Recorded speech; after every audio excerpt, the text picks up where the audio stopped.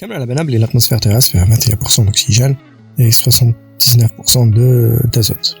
Et le reste, c'est les gaz rares et les autres gaz comme la vapeur d'eau. Mais, ninja de l'atmosphère. Et est-ce que quand toujours à ou là, elle est différente à d'autres temps? Pourquoi elle change? Nous avons fait un nouvel épisode du Podspace, le podcast de l'astronomie et des sciences de l'association d'astronomie de la wilaya de Blida. Aujourd'hui, on va parler de l'atmosphère terrestre. Pourquoi la Terre a une atmosphère? Toutes les planètes n'en ont pas. Certaines ont une atmosphère très fine, d'autres ont une atmosphère très dense. Mais la Terre, elle, son atmosphère, elle vient d'où? Après sa formation, il y a 4,9 milliards d'années, la Terre a commencé à dégazer. Elle a commencé à libérer les gaz qui étaient emprisonnés dans la roche grâce à l'augmentation de la température, à la formation d'une couche de magma à sa surface. Les gaz ont pu être libérés de leur prison de roche. Et petit à petit, l'atmosphère terrestre a commencé à se former. Mais elle était très différente de ce qu'on connaît aujourd'hui. Sa composition était complètement différente.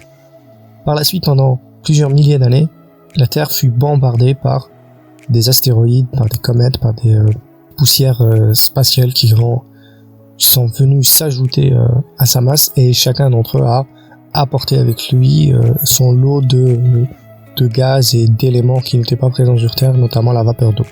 Mais alors, quelle était l'atmosphère à l'époque? De quoi elle était composée? Sommes-nous capables de connaître la composition de l'atmosphère d'il y a des milliards d'années? Fort heureusement, des traces sont toujours présentes et sont toujours visibles. Ces mêmes astéroïdes et comètes qui se sont écrasés sur la Terre il y a des milliards d'années sont encore présentes. Et certaines d'entre elles continuent encore de venir visiter la Terre. Et ces roches qui se sont formées à la même époque que la Terre, qui ont la même composition que la Terre primitive, en analysant ces roches, en analysant leur composition, on peut en déduire approximativement le genre d'atmosphère que la Terre pouvait avoir il y a des milliards d'années. Les résultats obtenus sont complètement surprenants. L'atmosphère terrestre était tout à fait différente de celle qu'on connaît aujourd'hui. Le diazote ne représentait que 5% de l'atmosphère. La majorité de l'atmosphère, plus de 80%, était la vapeur d'eau. Le reste, c'est du dioxyde de carbone et d'autres gaz. L'oxygène n'est pas du tout présent au début de la formation de l'atmosphère. Et ça va rester comme ça pendant des milliards d'années. Le premier fait surprenant est l'importante présence de vapeur d'eau dans l'atmosphère terrestre, de plus de 80%, alors qu'aujourd'hui elle n'est que de 0,1 ou au maximum de quelques pourcents. Premièrement, où est passée toute cette eau? Pourquoi elle était si présente? Au début de la formation de l'atmosphère, la Terre était très chaude. La température était très élevée. Il n'est pas surprenant que la présence de l'eau était seulement sous forme de gaz et de vapeur. L'eau liquide ne pouvait tout simplement pas se former. Mais après des millénaires, la Terre a commencé à refroidir. Et en refroidissant, elle a permis à l'eau de pouvoir changer d'état, et c'était l'invention de la pluie. Il a plu pendant des milliers d'années sur Terre. Et toute cette eau qui était sous forme de vapeur dans l'atmosphère s'est transformée en liquide, et c'est de là que viennent les océans. Alors il faudrait imaginer que tous les océans de la Terre, à un moment donné, ils étaient tous sous forme de vapeur, ils étaient tous dans l'atmosphère. Et grâce au refroidissement de la Terre, cette eau a pu se liquéfier et donner les océans qu'on connaît aujourd'hui. Et aujourd'hui, c'est pas surprenant que l'eau est passée de l'élément majoritaire de l'atmosphère à l'élément majoritaire sur la surface de la Terre, puisqu'il recouvre plus de 70% de la surface de notre Terre, de notre chère planète bleue. Mais l'oxygène est toujours manquant. D'où vient l'oxygène? La formation des océans est capitale pour la formation du dioxygène dans l'atmosphère. C'est l'apparition des premières bactéries qui ont commencé à faire la photosynthèse, qui ont commencé à convertir le carbone et l'eau en oxygène. Ça a pris des milliards d'années, mais le pourcentage d'oxygène a commencé à augmenter petit à petit dans l'atmosphère. Et l'atmosphère a commencé à ressembler petit à petit à ce qu'on connaît aujourd'hui. D'abord en perdant la vapeur d'eau qui s'est transformée en océan, l'azote s'est retrouvé comme l'élément majoritaire de l'atmosphère, et le dioxyde de carbone qui s'est petit à petit transformé en oxygène, et on commence petit à petit à avoir une atmosphère qui ressemble à celle qu'on a aujourd'hui. Et par son apparition, l'oxygène a commencé à changer petit à petit la Terre.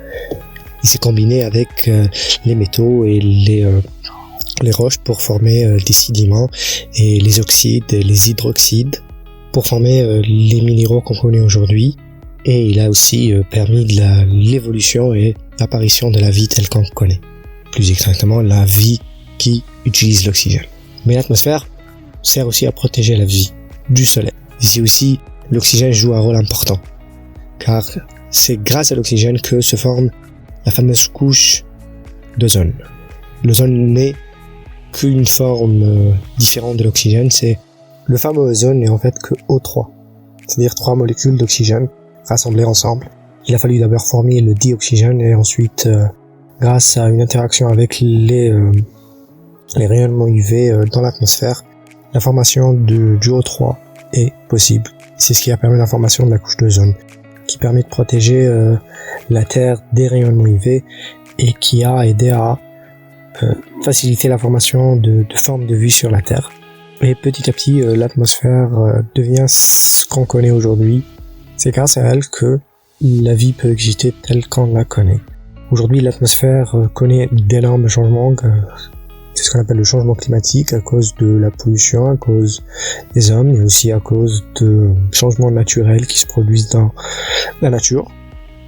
Mais il est très important de faire attention à ne pas aggraver les choses et à ne pas précipiter le changement brusque de l'atmosphère qui risque de causer de masse, des extinctions de masse, des formes de vie qui dépendent de l'oxygène, qui dépendent de l'atmosphère telle qu'on la connaît.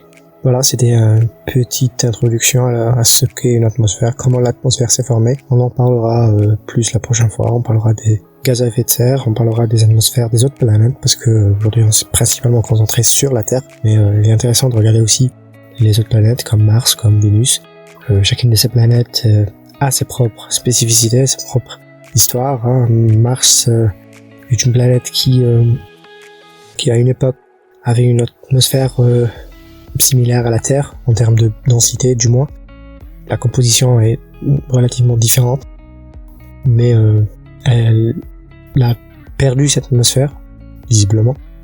Aujourd'hui, l'atmosphère de Mars est presque inexistante. Elle est présente, elle est mesurable, mais elle est très très très faible. Et au contraire, Vénus est une planète qui a une densité d'atmosphère très très importante, mais c'est principalement des gaz très toxiques et très nocifs. Et d'autres planètes n'ont pas du tout d'atmosphère. Les lunes diffèrent, certaines comme la nôtre n'ont pas d'atmosphère, d'autres ont de fines couches d'atmosphère à leur surface. C'est vraiment une grande variation. C'est ce qui différencie les planètes d'être un caillou sans vie et sans âme qui respire à un paradis bleu et vert qui peut accueillir la vie. C'était l'atmosphère. N'hésitez pas à vous abonner sur la chaîne YouTube, me suivre sur les réseaux sociaux, Facebook et Instagram, vous trouverez les liens dans la description. Au revoir.